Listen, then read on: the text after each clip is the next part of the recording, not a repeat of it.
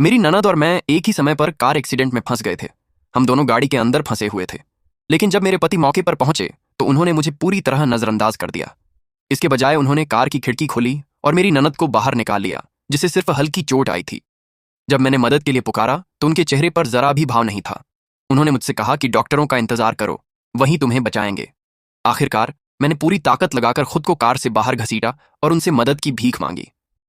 लेकिन सबके सामने उन्होंने बेरहमी से मुझे एम्बुलेंस से बाहर धक्का दे दिया।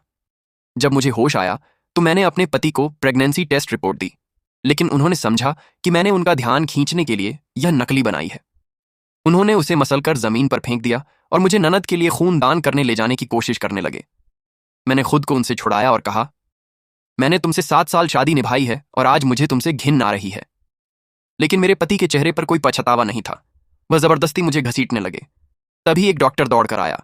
डॉक्टर ने उससे कहा, वह अभी अभी सर्जरी से गुजरी है, आप जो कर रहे हैं उससे उसे नुकसान होगा।